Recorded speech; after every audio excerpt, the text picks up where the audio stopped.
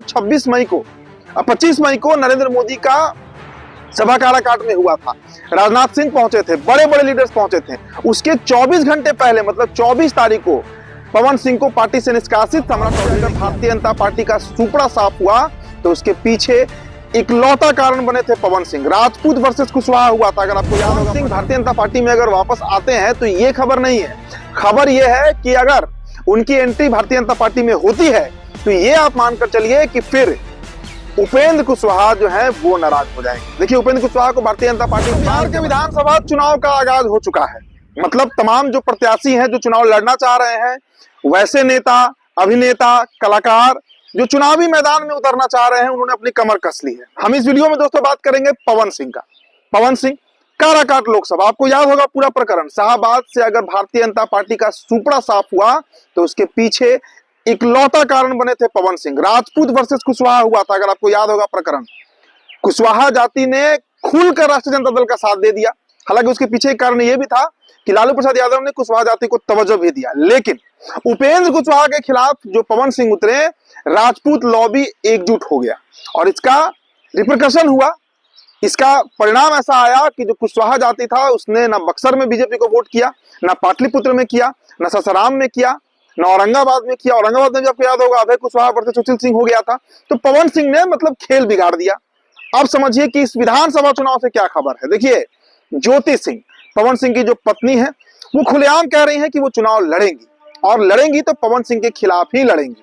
खबरें हैं कि उनकी बातचीत जो है वो राष्ट्रीय जनता दल से चल रही है। उन्होंने कई बार इसका जिक्र किया है कि हमारी पार्टी से बातचीत चल रही है, टिकट जहां से मिलेगा हम चुनाव लड़ेंगे। लेकिन उम्मीद जताई जा रही है कि वे पवन सिंह के खिलाफ ही चुनाव लड़ेंगी। आप समझिए गुणागणित की पवन सिंह कहां से लड़ेंगे। देखिए, काराकाट लोकसभा के अंतर्गत करीब 6 विधानसभा सीटें आती हैं, उसमें से ही एक सीट होगा जहां से पवन सिंह जो है ताल ठोक सकते हैं। तो अब वो सीट कौन सा होगा ये तो अभी नहीं क्लियर है, लेकिन ये तय है कि पवन सिंह चुनाव लड़ेंगे। पार्टी समझिए आप, भारतीय जनता पार्टी से बातचीत चल रही है, एकदम पक्की खबर आपको बता रहे हैं। और सिर्फ उनकी ही नहीं, भाभुआ विधानसभा से जहां से मौजूदा विधायक रानी रिंकी पांडे हैं, उस विधानसभा से रितेश पांडे, भोजपुरी के जाने माने बड़े सुपरस्टार लोक गायक रितेश पांडे भी अपना चुनाव लड़ना चाह रहे हैं। और इसके लिए भारतीय जनता पार्टी के जो बड़े नेता हैं, जो आला कमान है, जो शीर्ष नेता हैं, उनसे लगातार बातचीत भी चल रही है। तो देखिए, पवन सिंह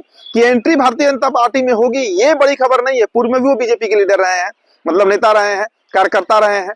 और सबसे बड़ी बात कि उपेंद्र कुशवाहा को खुन्नस इसी बात की हुई कि भाई उन्होंने आसनसोल छोड़कर काराकाट से जब चुनाव लड़ने का ऐलान किया, उसके बाद 20 दिनों तक मतलब चुनाव प्रचार जब वो कर रहे थे, उस समय भी उनको भारतीय जनता पार्टी से निष्कासित नहीं किया गया था। आपको याद होगा दोस्तों, 26 मई को 25 मई को नरेंद्र मोदी का सभा काराकाट में हुआ था। राजनाथ सिंह पहुंचे थे, बड़े बड़े लीडर्स पहुंचे थे। उसके 24 घंटे पहले मतलब 24 तारीख को पवन सिंह को पार्टी से निष्कासित सम्राट चौधरी ने किया था। तो सम्राट चौधरी के ऊपर भी सवाल उठा था, वे प्रदेश अध्यक्ष रहते, क्यों 20 दिन का विलंब हुआ। लेकिन अब मसला ऐसा है कि पवन सिंह भारतीय जनता पार्टी में अगर वापस आते हैं तो ये खबर नहीं है, खबर ये है कि अगर उनकी एंट्री भारतीय जनता पार्टी में होती है तो ये आप मानकर चलिए कि फिर उपेंद्र कुशवाहा जो है वो नाराज हो जाएंगे। देखिए, उपेंद्र कुशवाहा को भारतीय जनता पार्टी बांध कर रखना चाहती है।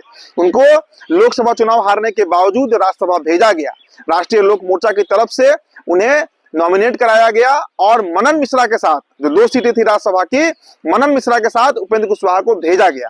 अब सवाल ये उठता है कि अगर पवन सिंह की एंट्री हो रही है भारतीय जनता पार्टी में बतौर विधानसभा प्रत्याशी, बतौर विधानसभा चुनाव लड़ने के लिए, तब आप मानकर चलिए कि फिर खेल खराब हो सकता है। किसका खेल खराब हो सकता है? उपेंद्र कुशवाहा का, क्योंकि वो जो पुरानी अदावत है, देखिए लोकसभा चुनाव हारना बहुत बड़ा बात होता है और उपेंद्र कुशवाहा सरीखे नेता, बड़े लीडर का अगर चुनाव हारना और वो भी लोकसभा चुनाव हारना, ये पचा नहीं है पार्टी को अभी तक।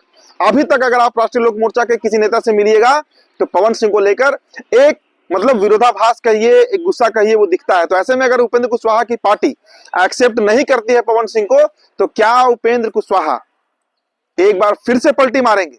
क्या वो महागठबंधन में चले जाएंगे, क्योंकि चर्चा इसकी हो रही है। देखिए पवन सिंह की तो चर्चा हो ही रही है कि पवन सिंह चुनाव लड़ेंगे, भारतीय जनता पार्टी के सिंबल पर ही लड़ेंगे और उनके खिलाफ उनकी पत्नी ज्योति सिंह लड़ेंगी।